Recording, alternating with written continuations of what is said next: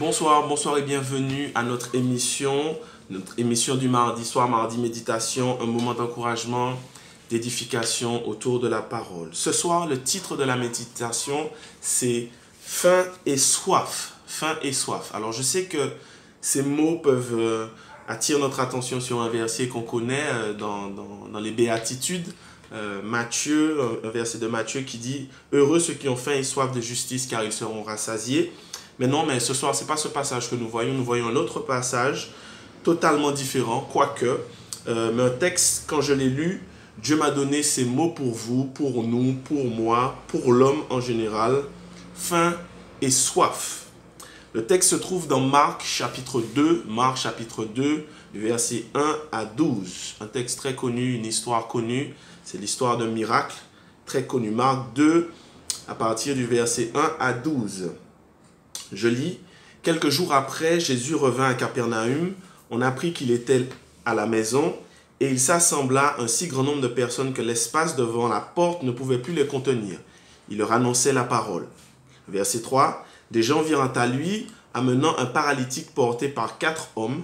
Comme ils ne pouvaient l'aborder à cause de la foule, ils découvrirent le toit de la maison où il était. Ils descendirent par cette ouverture le lit sur lequel le paralytique était couché. Jésus, voyant leur foi, dit au paralytique, « Mon enfant, tes péchés sont pardonnés. » Il y avait, verset 6, il y avait quelques scribes qui étaient assis et qui se disaient au-dedans d'eux, « Comment cet homme parle-t-il ainsi? Il blasphème. Qui peut pardonner les péchés si ce n'est Dieu? » Jésus, ayant aussitôt connu par son esprit ce qu'ils pensaient au-dedans d'eux, leur dit, « Pourquoi avez-vous de telles pensées dans vos cœurs? Lequel est le plus aisé de dire au paralytique, « Tes péchés sont pardonnés » ou de dire, « Lève-toi, prends ton lit et marche » Le verset 10, « Or, afin que vous sachiez que le Fils de l'homme a sur la terre le pouvoir de pardonner les péchés. Je te leur donne, dit-il au paralytique, « Lève-toi, prends ton lit et va dans ta maison. » Et à l'instant, il se leva et prit son lit et sortit en présence de tout le monde, de sorte qu'ils étaient tous dans l'étonnement et glorifiaient Dieu, disant, « Nous n'avons jamais vu de pareil. » Prions. Père éternel, merci encore d'être avec nous ce soir. Dirige-nous dans ta parole, fais-nous du bien, que toute la gloire te revienne dans le nom de Jésus-Christ.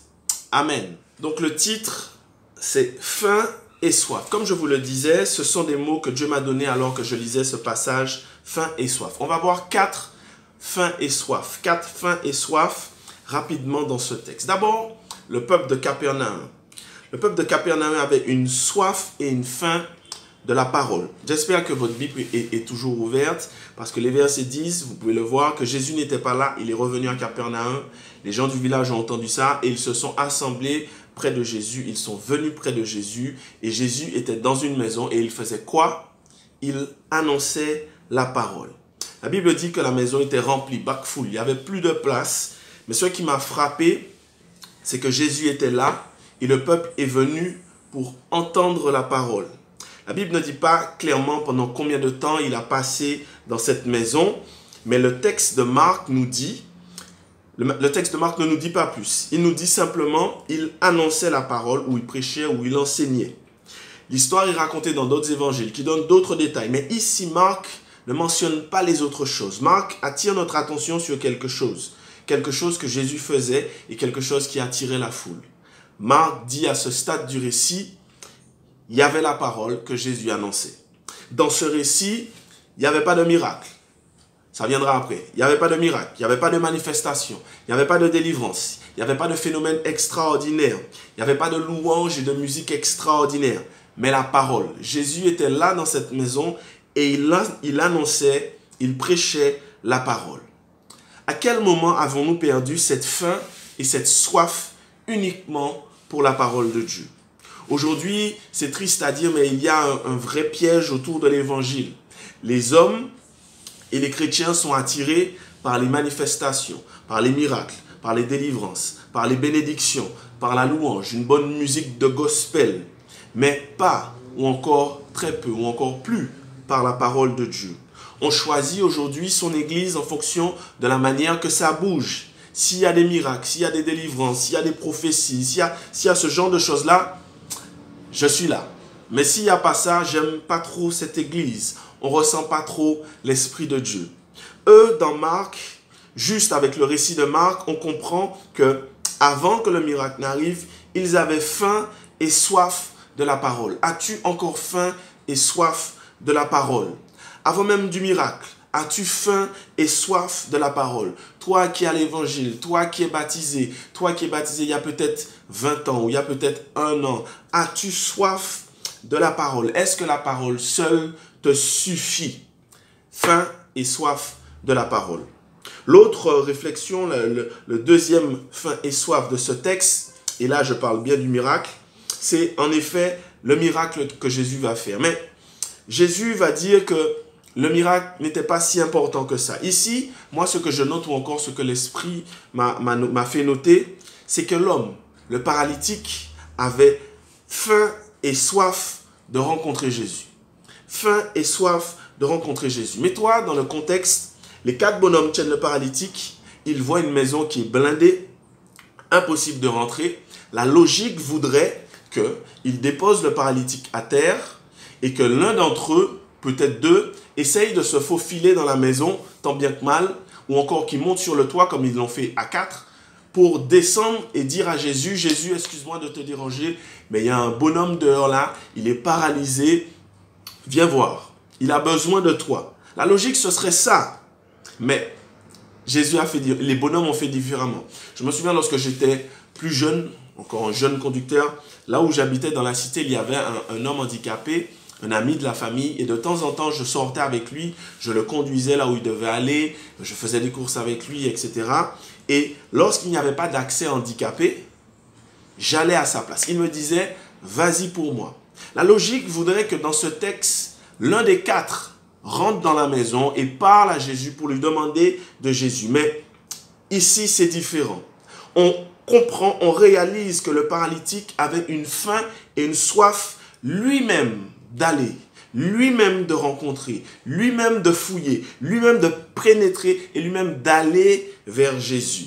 Il y avait certes une vraie motivation, mais je crois qu'avant tout, il voulait voir Jésus. Il voulait aller auprès de Jésus. Un autre évangile dit qu'il voulait être à ses côtés. Il voulait être aux yeux de Jésus. Il voulait rencontrer Jésus et non pas que Jésus vienne à lui. Lui, il voulait aller. La réflexion est pour toi ce soir, pour moi ce soir. Avons-nous arrêté d'aller vers Jésus? Attendons-nous aujourd'hui que Jésus vienne vers nous et qu'il fasse pour nous? Ce paralytique avait toutes les raisons pour que Jésus vienne et que Jésus fasse. Mais sa faim et sa soif ont fait que c'est lui qui est allé. C'est lui qui est allé vers Jésus. Il a trouvé le moyen d'aller vers Jésus. Faim et soif de rencontrer Jésus. Avons-nous toujours cette faim et cette soif d'aller vers Jésus, d'aller dans la présence de Jésus? Le livre d'Apocalypse, Jésus, dans le livre d'Apocalypse, Jésus parle à une église et il lui dit, tu as perdu ton premier amour. Quand tu es amoureux, c'est toi qui vas, c'est toi qui cherches, c'est toi qui as faim et soif d'être dans la présence de cette personne. Quand as-tu arrêté? Quand avons-nous arrêté d'avoir faim et soif de Jésus? Quand? C'est une réflexion ce soir, une réflexion personnelle. En vérité, on attend que Jésus fasse. On prie que Jésus fasse. Mais ce soir, moi, je te dis, va vers lui. Va dans sa présence. Va le chercher. Va l'embêter. Tu n'as jamais vu des personnes, quand elles sont amoureuses, rien qui jouent, yoka jouer, yoka embêter moun là. Va, entre guillemets, embêter Jésus. Ce soir, c'est comme si Dieu te dit, ça me manque quand tu me taquinais. Ça me manque quand tu me cherchais. Ça me manque quand tu avais faim et soif de moi. Repense à ta conversion, repense à ces premières années, ces premiers moments, ou peut-être ces premiers mots, peut-être ces quelques premiers jours où tu es tombé en amour avec Jésus. Rien pour Jésus, c'est Jésus, Jésus, Jésus. Tu avais faim et soif de lui. Mais maintenant, tu n'as plus très faim. Change la donne. Change la donne. Mais je continue avec la troisième chose que je veux partager avec vous, faim et soif. Le troisième, faim et soif. Mais cette fois-ci, regardons du côté de Jésus. Dans ce texte, une chose est pratiquement choquante. C'est que Jésus, avant même quoi que ce soit, Avant même de guérir, il va dire, tes péchés sont pardonnés. Avant même quoi que ce soit. Jésus est plus qu'intelligent. Il voit un homme paralysé sur un lit, trouve un moyen de venir jusqu'à lui. Il voit que l'homme est paralysé. Il comprend que c'est une guérison que le bonhomme veut. Mais pourtant, il va dire, la première chose qu'il va dire, avant quoi que ce soit, avant de faire quoi que ce soit, tes péchés te sont pardonnés. J'ai appelé ça un lapsus révélateur divin. Un lapsus révélateur divin. Vous savez ce que c'est un lapsus révélateur? C'est quand ta bouche dit un truc que tu ne devais pas dire. Mais si tu ne devais pas le dire, mais tu le pensais tellement fort que finalement, tu as fini par le dire. On appelle ça un lapsus révélateur. Tu as dit ce que tu penses. Tu comprends?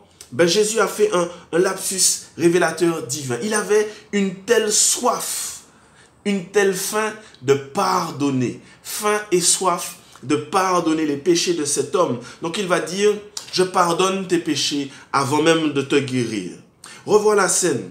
Tu as l'impression que Jésus, je ne vais pas dire que Jésus y pète foi, mais lorsque Jésus a vu ça, il était étonné et lapsus révélateur, tes péchés te sont pardonnés, mon enfant. Il lui donne tout. Tes péchés te sont pardonnés. Avant de te guérir, avant de te bénir, avant de t'offrir, avant de te donner quoi que ce soit, Jésus veut te pardonner. Ce matin, ce soir, je veux te dire, avant de te bénir, avant de te guérir, avant de t'offrir quoi que ce soit, avant de te donner quoi que ce soit, Jésus veut te pardonner. Et regarde bien, c'est le principe même du salut.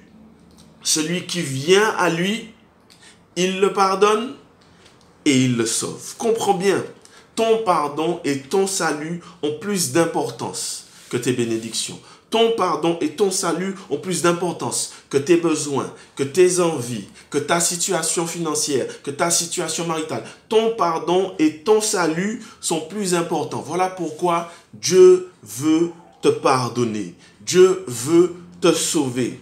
Le pardon qu'il t'offre est inestimable. Il ne se compte pas en dollars, il ne se compte pas en euros, il ne se compte pas en milliards, il ne se compte pas en milliards de milliards, en milliards de milliards. L'homme ne sait pas et l'homme ne réalise pas ce que Dieu lui donne quand il lui pardonne. Quand il lui dit, je te pardonne et je te sauve. L'homme ne réalise pas. Un jour, on va réaliser. Mais ce soir, je veux t'encourager. Viens à lui. Il faut venir à lui. Le lapsus révélateur, Jésus va le lâcher aussi. Je te pardonne. Jésus avait une faim et une soif de pardonner cet homme. Il a toujours faim et soif de te pardonner. Il a faim et soif de te mettre bien. Mais pour te mettre bien, il faut que ça passe par le pardon.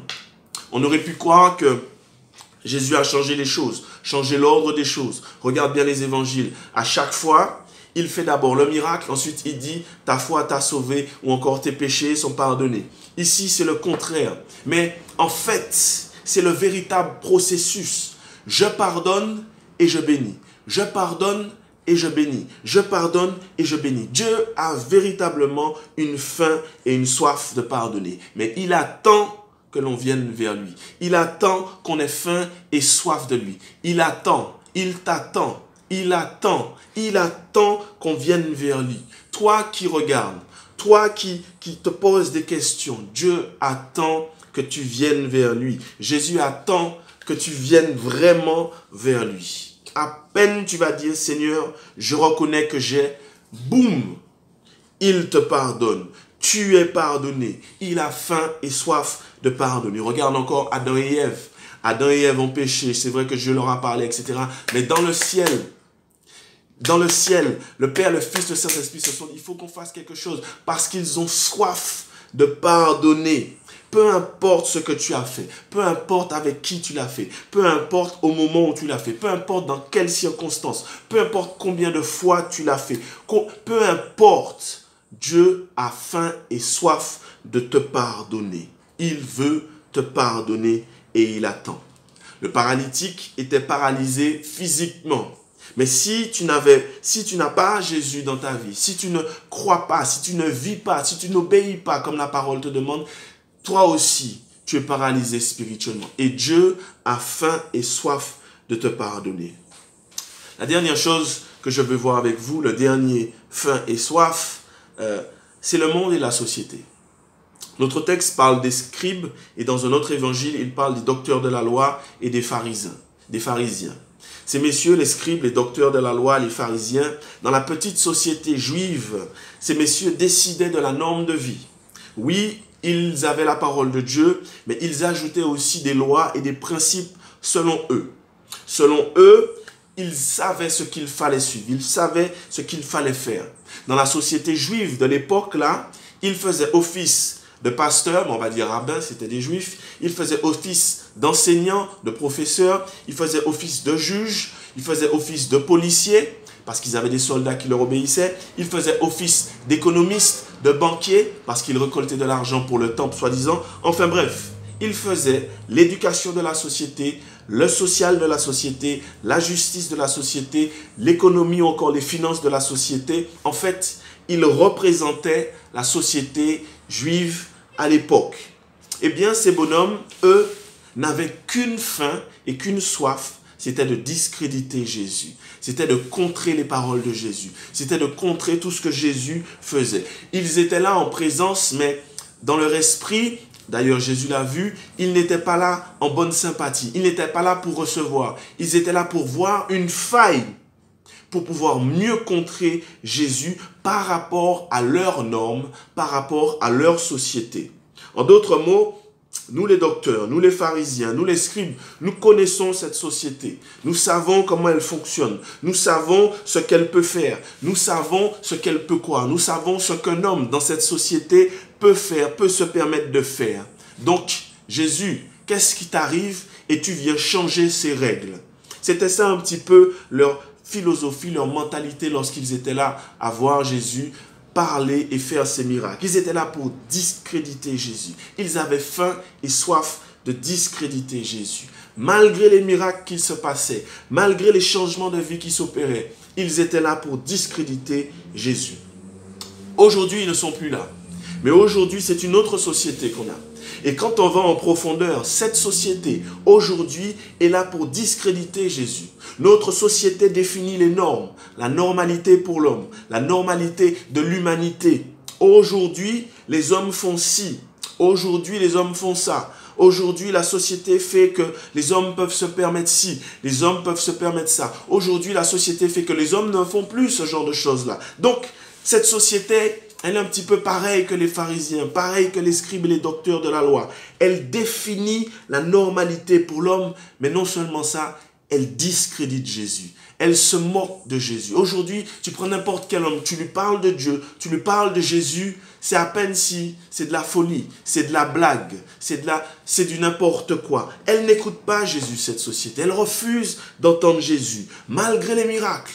Il y a des miracles. Malgré des changements de vie, il y a des personnes qui changent totalement. Mais cette société définit les normes pour l'homme. Elle définit la normalité et elle discrédite Jésus. De la même manière que Jésus a dit à ce paralytique, « Lève-toi et prends ton lit. Ce soir, je te dis de te lever et d'ouvrir tes yeux. » Toi qui hésites, toi qui te poses des questions, toi qui réfléchis sur la foi, toi qui réfléchis sur Dieu. Si tu regardes cette vidéo, c'est parce que tu te poses des questions sur Jésus. Ce soir, Jésus te dit de te lever et d'ouvrir tes yeux. Ce monde part en bêtise, financièrement, économiquement, professionnellement, sanitairement, avec cette crise, socialement, on entend toutes sortes de choses. Le monde part en bêtise. Le monde change ses normes. Constamment, des choses qu'on fait aujourd'hui, on ne les faisait pas il y a 20 ans. Le monde change ses normes, mais il y a une chose qui ne change pas. C'est la parole de Dieu. Elle est vraie, elle subsiste à jamais. Et la parole de Dieu dit que les hommes naissent pécheurs et les hommes ont besoin du pardon de Jésus pour être sauvés. Ils ont besoin que Jésus entre dans leur vie. Ma prière ce soir, de prière, je prie pour ceux et celles qui ont perdu une faim, une soif pour la parole de Jésus seul. Mais je prie aussi pour celui qui se pose des questions et qui se dit que c'est peut-être vrai, cette histoire de Dieu, cette histoire de Jésus, cette histoire de paradis, cette histoire d'enfer. Je veux prier pour toi. Prions. Père éternel, je viens devant toi avec tous ceux qui nous regardent. Premièrement, pour ceux qui te connaissent déjà, tous ceux qui croient en toi, tous ceux qui suivent tes voies, qui s'efforcent de suivre tes voies, mais qui ont perdu cette soif, cette faim et cette soif de la parole seule. Seigneur, ramène-nous sur le bon port. Ramène-nous à nous concentrer sur ta parole. Et non pas sur ce que nos yeux peuvent voir, mais sur ta parole. Mais maintenant, Seigneur, je te prie pour celui ou celle qui se pose des questions. Je te prie afin que tu puisses encore, Seigneur, ouvrir ses yeux. Qu'il puisse ouvrir ses yeux et qu'il puisse t'accepter dans sa vie comme sauveur et comme Seigneur personnel. Merci de sauver. Merci de pardonner. Tu as une faim et une soif de pardonner. Celui qui se pose les questions là, en ce moment, pardonne, Seigneur, et rentre dans sa vie.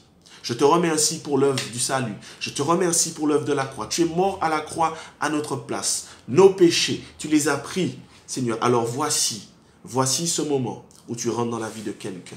Rentre, installe-toi. Installe-toi. Tu as faim et soif. Alors bénis. C'est dans le nom de Jésus-Christ que je t'ai prié. Amen. Si vous voulez Jésus dans votre vie, si vous avez accepté Jésus dans votre vie, juste répétez cette simple prière. Seigneur, je te demande pardon pour tous mes péchés. Aujourd'hui, je crois que tu es mort à la croix pour moi. Aujourd'hui, je veux que tu rentres dans ma vie. Merci de me pardonner. Merci de faire de moi ton enfant. Au nom de Jésus. Amen. Que le Seigneur vous bénisse. Vous avez accepté Jésus-Christ. Vous pouvez nous contacter. Allez sur notre site internet, le site de l'église. Appelez-moi et je me ferai une joie de prier avec vous. Que le Seigneur vous bénisse et je vous dis à bientôt, à mardi prochain. Soyez bénis, faim et soif de Jésus. Allez, bye.